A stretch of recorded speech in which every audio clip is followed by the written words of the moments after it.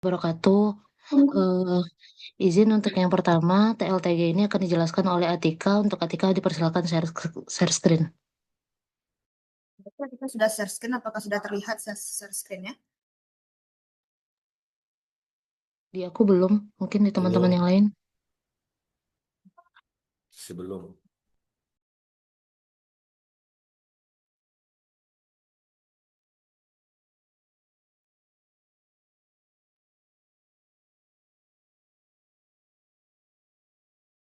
Sudah ini share screen, apakah sudah terlihat?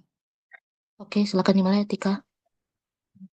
Jadi, ini presentasi terkait teknologi lingkungan tepat guna dengan saya sendiri Atika Setna Sandi BP 24/2014, di mana ini jurnal yang saya review diseminasi pemanfaatan limbah kelapa sawit dan kotoran sapi menjadi briket arang sebagai bahan bakar alternatif di Kampung Majemus Distrik Pasni Kabupaten Manokwari, di mana untuk kampung Majemus ini merupakan salah satu kampung yang ada di wilayah distrik Masni, Kabupaten Manokwari, Provinsi Papua Barat. Di mana pada kampung ini terdapat dua limbah yang cukup banyak.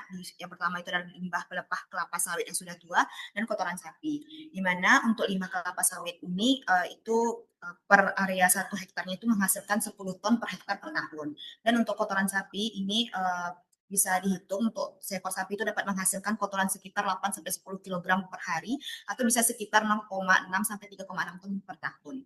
Di mana jika kedua limbah ini tidak dilakukan pengolahan dan pemanfaatan secara khusus, maka akan menimbulkan masalah lingkungan yang memakan tempat dan biaya. Selanjutnya, kegiatan penerapan teknologi tepat guna ini dapat disesuaikan, di mana teknologi tepat guna ini memanfaatkan limbah kotoran sapi dan pelepah kelapa sawit menjadi briket arang sebagai bahan bakar alternatif penggantian BBM atau gas LPG. Di mana kedua bahan biomasa ini mengandung selulosa yang cukup tinggi yang akan menjadi kriteria penting dalam pembuatan briket dan arang. Selanjutnya, program kegiatan ini dimulai dari tahap yang pertama, yaitu survei dan peninjauan lokasi mitra untuk mendapatkan informasi terkait dengan permasalahan yang dihadapi, sehingga dapat memberikan solusi yang tepat.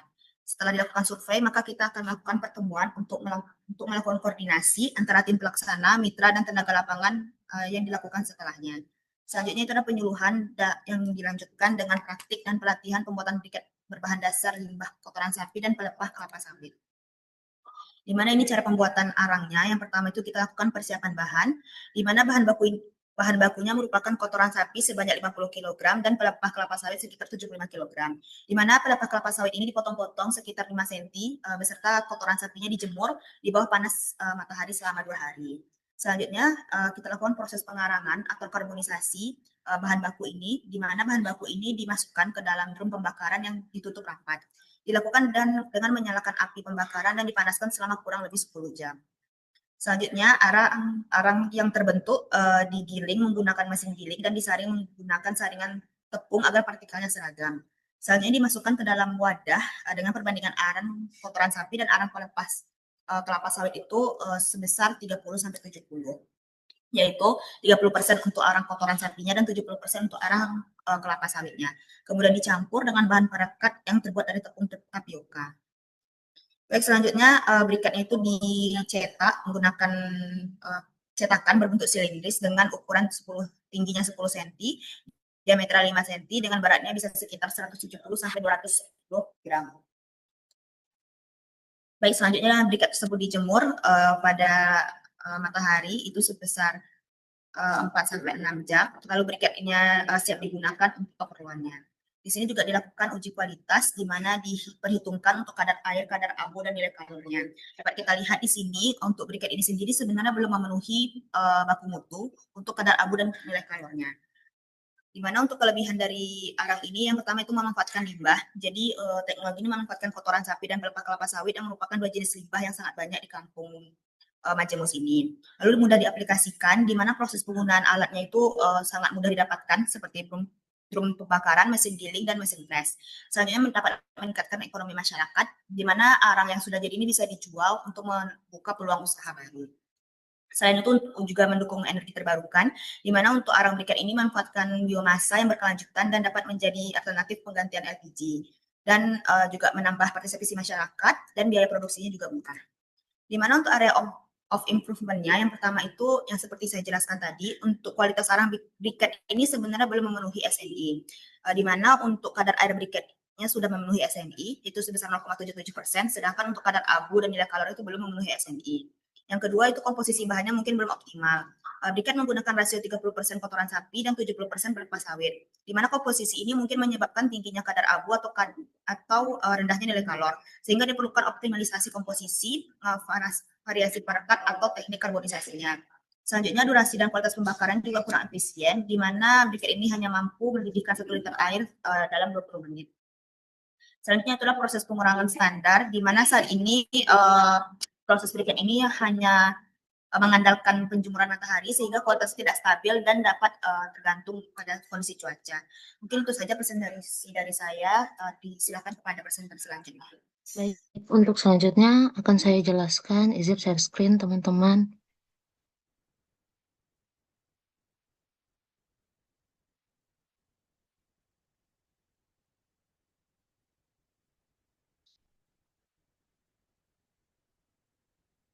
Assalamualaikum warahmatullahi wabarakatuh. Sebab kenalkan saya Mutia Lindra Ismanto untuk BP 242094-2015. Saya akan menjelaskan teknologi tepat guna untuk briket. Latar belakangnya sendiri, saya mengangkat jurnal berjudul Pemanfaatan Teknologi Tepat Guna untuk Menciptakan Produk Briket Arang dari Limbah Bonggol Jagung guna meningkatkan kapasitas ekonomi masyarakat Desa Beringin Kabupaten Tuban. Untuk latar belakangnya sendiri, Kabupaten Tuban, khususnya Desa Beringin, merupakan wilayah dengan jumlah penduduk mayoritas bekerja sebagai petani jagung. Produksi jagung di daerah tersebut sangat tinggi, namun limbah pasca panennya, terutama bonggol jagung, belum dimanfaatkan dengan baik. Selama ini hanya dibakar sehingga tidak memberikan nilai ekonomi bagi masyarakat. Sementara bagian tanaman jagung lain seperti batang digunakan untuk pakan ternak, sedangkan bonggolnya dianggap sampah dan tidak bernilai. Padahal bonggol jagung memiliki potensi besar untuk diolah menjadi produk bernilai ekonomi seperti briket arang yang dapat dimanfaatkan sebagai bahan bakar alternatif pengganti minyak tanah dan gas. Pemanfaatan ini belum terjadi karena minimnya pengetahuan serta belum adanya transfer teknologi tepat guna kepada masyarakat. Oleh karena itu, perlu dilakukan pengolahan limbah bonggol jagung menjadi briket arang untuk meningkatkan nilai guna limbah, pembuatan peluang usaha, dan membantu meningkatkan kapasitas ekonomi masyarakat Desa Beringin. Untuk mekanisme atau prinsip kerja TLTG-nya sendiri, yang pertama, prinsip kerja teknologi ini adalah mengkonversi limbah biomasa bonggol jagung menjadi energi padat melalui proses pengarangan dan pembentukan ulang menjadi briket. Mekanismenya yang pertama adalah pengarangan karbonisasi, yaitu bonggol jagung dibakar dalam drum tertutup dan menghasilkan arang. Yang kedua, penghalusan atau pengayakan, arang digiling hingga terbentuk serbuk. eh, Serbuk. Yang ketiga, pencampuran perekat serbuk arang dicampur dengan lem kanji. Yang keempat, pengepresan atau pencetakan. Adonan dicetak menjadi briket dan berbentuk kumpul satu silinder. Yang kelima, pengeringan briket dijemur sehingga kering dan siap digunakan. Prinsip ini sederhana dan tidak membutuhkan mesin industri yang kompleks dan mudah dilakukan di masyarakat di tingkat daerah. Berikut adalah video dalam pengabdian masyarakat. Untuk mempercepat, saya skip saja. Nanti mungkin teman-teman bisa menonton berdasarkan sumber ini yang bisa saya share di grup juga. Untuk evaluasinya, apakah rancangan teknologi ini memenuhi kriteria TTG?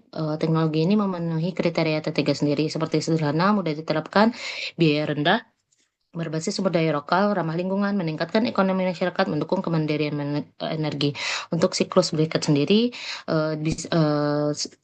bisa tanaman jagung sendiri bisa menjadi arang, bisa menjadi briket. Sisa dari briket akan dijadikan sisa pembakaran dari briket akan dijadikan kompos organik.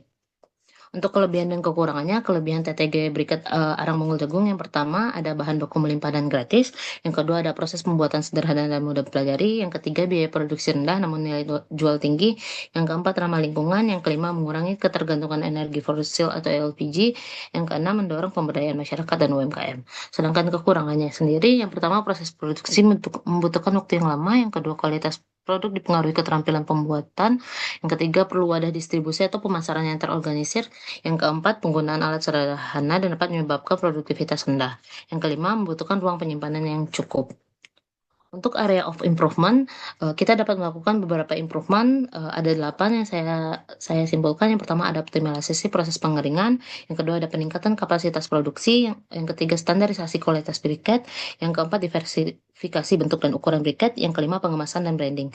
Yang keenam perluasan saluran pemasaran. Tujuh pelatihan lanjutan untuk keberlanjutan usaha. Delapan pemanfaatan residu abu untuk produk turunannya. Seperti yang saya sampaikan sebelumnya. Untuk kesimpulannya sendiri, pemanfaatan limbah bakul jagung sebagai bahan baku pembuatan briket arang merupakan solusi tepat untuk mengatasi rendahnya nilai ekonomi limbah pertanian di desa beringin. Teknologi tepat guna yang diterapkan mampu mengubah bahan sisa yang sebelumnya hanya dibakar dan mencemari lingkungan menjadi produk energi alternatif yang bernilai jual serta dapat digunakan sebagai pengganti bahan bakar minyak dan gas. Proses pembuatan briket relatif sederhana, menggunakan peralatan yang mudah diperoleh serta dapat dilakukan oleh masyarakat tanpa memerlukan keterampilan teknis tinggi, sehingga teknologi ini dapat diadopsi secara luas pelaksanaannya. Pelaksanaan ini tidak hanya dapat meningkatkan pengetahuan dan keterampilan masyarakat dalam pengolahan limbah pertanian, tetapi juga membuka peluang usaha melalui pemasangan briket yang berpotensi menambahkan pendapatan keluarga dan memperkuat ekonomi desa. Dengan demikian, rancangan TTG ini terbukti memenuhi kriteria TTG karena bersifat murah, ramah lingkungan, berbasis sumber daya lokal, bermanfaat sosial ekonomi, dan berkelanjutan. Baik, itu sekian dari saya. Izin selanjutnya presentasi akan dilanjutkan oleh Rohim. Kepada Rohim dipersilakan. Terima kasih Kak Mutia. Tolong ke Unika untuk share screen ini.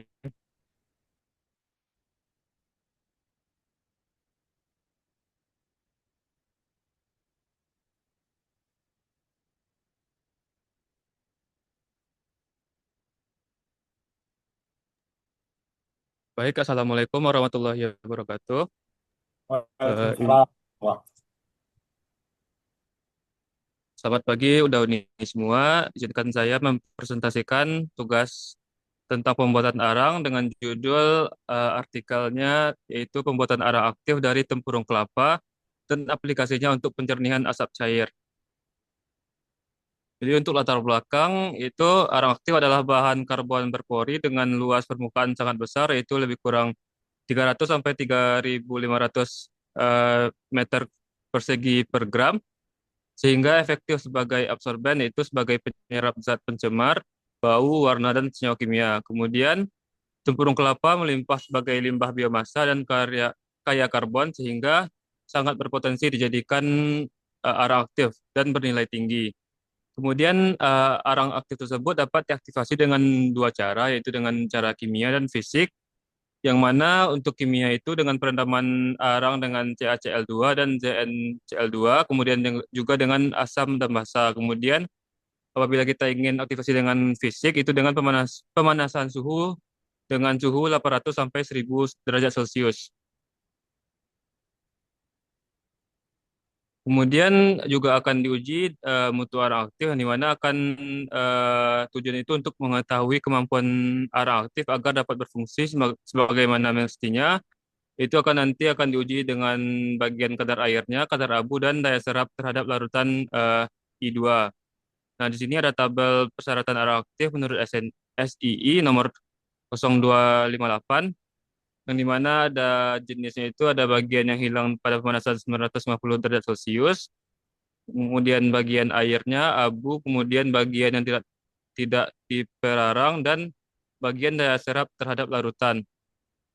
Dan di situ ada juga tabel persyaratannya itu pada angka 15%, 10%, juga di maksimum 2,5% untuk abu, kemudian minimum 20% untuk daya serap terhadap larutan. Next, Uni. Kemudian ada metode penelitian, ada bahan dan cara. Untuk bahan itu menggunakan tempurung kelapa, ZnCl2 dan CaCl2. Kemudian cara dalam pembuatannya yaitu dengan membersihkan tempurung kelapa dari bahan-bahan yang ada di tempurungnya seperti tanah kerikil dan keringkan di bawah matahari, kemudian diprolisis selama 6 sampai 8 jam. Kemudian arang yang dibakar direndam pada bahan kimia CaCl2 atau ZnCl2 dengan kadar 25% selama 12 sampai 18 jam.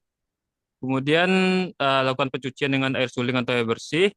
Kemudian arang tersebut dilemparkan pada arak dengan suhu kamar dan ditiriskan. Kemudian dikeringkan dalam oven pada suhu 110 sampai 5000 derajat Celcius selama 3 jam. Kemudian arang tersebut ditumbuk sehingga mencapai ukuran sebesar gula pasir dan dibuat ukuran berupa potongan dengan ukuran kira-kira 1 kali 1 cm persegi. Dan arang aktif dianalisis kualitasnya kemudian dicoba untuk penyernihan asap cair dan limbah berwarna. Kemudian ini bagaimana cara analisisnya itu ada 4 analisis beberapa persen kadar air, kemudian persen kadar kadar zat menguap, persen kadar abu dan persen kadar karbon terikat.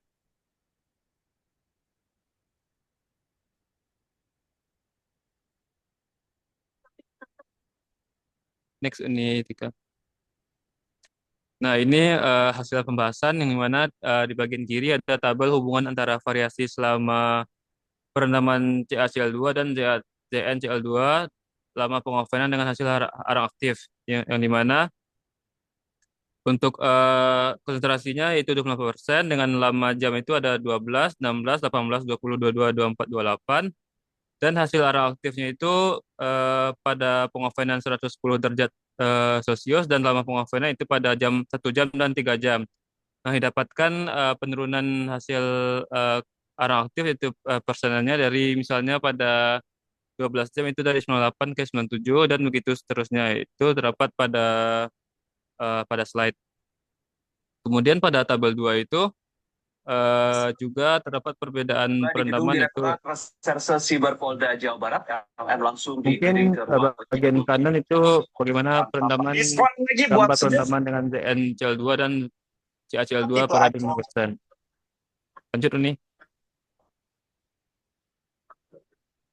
Masih dalam hasil dalam pembahasan yaitu pada tabel 3 bisa kita lihat hasil oksidasi karbon tempurung kelapa pada berbagai suhu.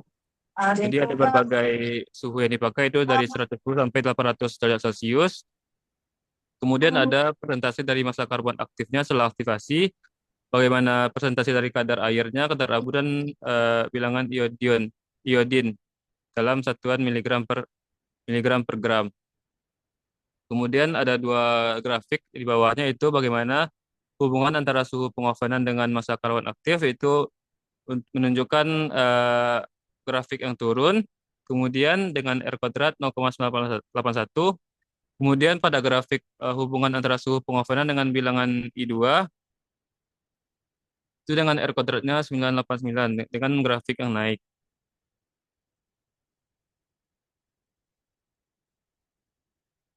Kemudian bagaimana aplikasi arang aktif terhadap penjernihan asap cair pada pirolisis. Jadi arang aktif tersebut akan diuji dengan aplikasi pada asap cair hasil pirolitis yang dimana menggunakan arang aktif hasil aktivasi pada suhu 800 derajat Celcius. Kemudian hasil penggunaan arang aktif akan didapatkan dengan bau asap cair berkurang signifikan, nilai pH menurun, dan warna menjadi lebih keruh karena sebagian kotoran ikut larut dalam asap cair. Kemudian juga ada arang aktif kurang efektif untuk asap cair mentah hasil pirolisis dan arang aktif lebih tepat digunakan setelah asap cair distilasi karena keasaman awal asap cair sangat tinggi, distilasi mengurangi tar dan senyawa berbahaya terlebih dahulu. Dan yang terakhir arang aktif lebih optimal pada asap cair yang sudah lebih bersih. Nah ini ada gambar penjernihan asap cair dengan kolam arang aktif yang di mana di bawahnya ada tabel pengujian arang aktif pada asap cair hasil pirolisis dengan parameter warna, bau, pH. Nah, kemudian dibandingkan dengan karbon aktif dan tanpa karbon aktif. Setelah digunakan karbon aktif, itu tambah keruh dan bau asap berkurang dengan pH meningkat, yaitu 4 sampai 4,5. Kemudian aplikasi arang aktif terhadap penjernihan air berwarna. Jadi pada penjernihan air berwarna, setelah pemberian karbon aktif dapat disebabkan terserapnya kandungan zat organik, zat besi dan logam dalam air oleh pori-pori karbon aktif sehingga menjadi air jernih. Nah, di sini juga ada tabel bagaimana perbandingannya itu pada bagian warna dan pH.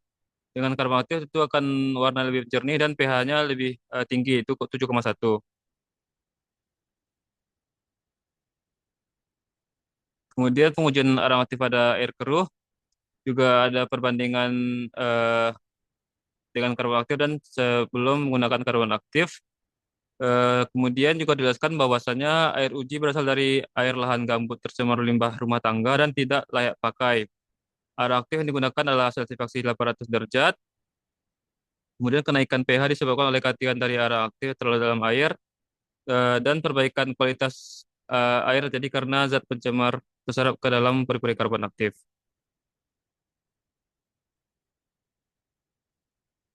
Ini merupakan gambar dari perbandingan sebelum dan sesudah menggunakan karbon aktif. Ini merupakan kelebihan dan improvementnya. Kelebihan menggunakan bahan baku lokal, metode penelitiannya jelas, parameter ujinya itu menggunakan SNI, hasil hasil penelitian menunjukkan kondisi optimum yang jelas. Penelitian tidak hanya bersifat teoritis, tapi juga pada aplikasi nyata dan relevan dengan konsep TLTG. Untuk improvementnya itu, karakterisasi reaktif masih terbatas, perbandingan performa antara CaCl2 dan CaCl2 masih belum mendalam pembahasannya, kemudian belum ada analisis biaya produksi, dan terakhir penelitian masih berskala laboratorium.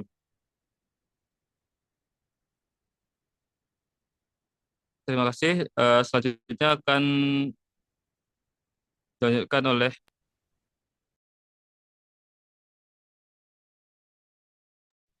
Izin melanjutkan. Selanjutnya akan dijelaskan oleh Noli. Izin saya share screen dulu. Baik, Kak.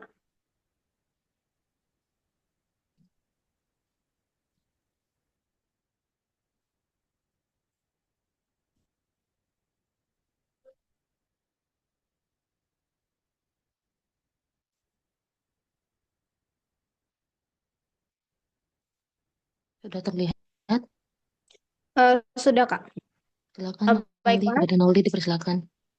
Baiklah, Assalamualaikum warahmatullahi wabarakatuh. Saya akan mempresentasikan pembuatan aktivasi karbon aktif dari biomasa tempurung kelapa sebagai teknologi lingkungan tepat guna. Next. Next, Kak.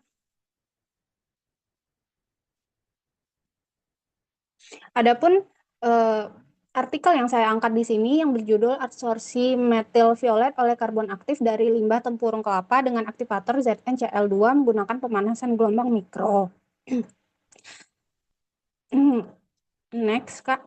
Nah, latar belakang penelitian ini yaitu limbah industri tekstil dan tinta itu mengandung pewarna sintetis seperti metil violet yang bersifat toksik, mutagenetik, dan karsinogenik. Karbon aktif merupakan adsorben efektif namun harganya mahal sehingga dibutuhkan adsorban alternatif dari biomasa lokal.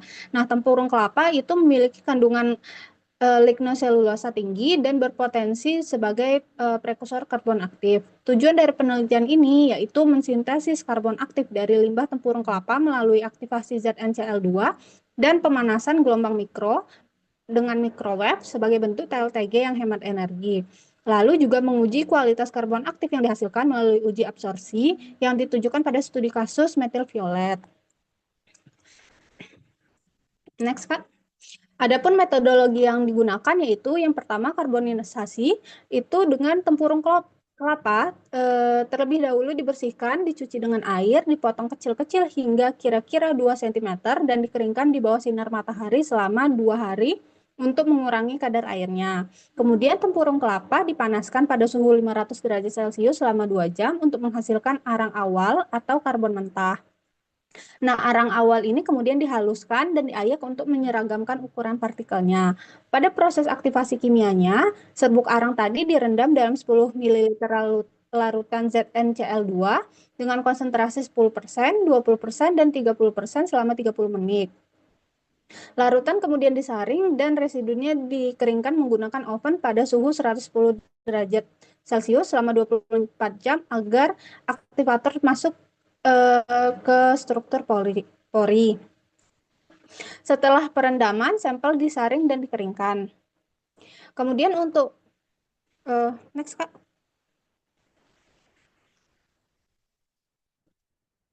Kemudian untuk proses pemanasan itu dilakukan dengan 2 metode yaitu konvensional dan gelombang mikro, yang mana konvensional ini menggunakan furnace dengan suhu 600 derajat Celcius, sedangkan gelombang mikro itu menggunakan microwave dengan daya 600 watt selama 6 menit. Tujuannya itu untuk melihat perbedaan pembentukan pori dan kemampuan adsorpsinya. Nah, setelah diaktifasi, karbon aktif kemudian dicuci dengan Aquades sampai pH-nya netral, lalu dikeringkan kembali. Untuk uji adsorpsi metil violetnya sendiri, itu proses adsorpsi dilakukan dengan mengguncang sampel karbon aktif dalam larutan menggunakan shaker dengan kecepatan konstan yaitu 130 rpm pada suhu 26 derajat Celcius. Dan konsentrasi akhir zat warna diukur menggunakan UV vis spektrofotometer. Next, Kak. Nah, untuk hasil penelitiannya itu, karakterisasi karbon sebelum dan setelah proses aktivasi itu, di mana dilihat dari gambar A itu terlihat bahwa karbon tanpa aktivasi telah memiliki pori-pori namun dengan ukuran sangat kecil dan tertutup pengotor serta senyawa antara hasil proses karbonisasi, sehingga belum memiliki kemampuan adsorpsi yang baik.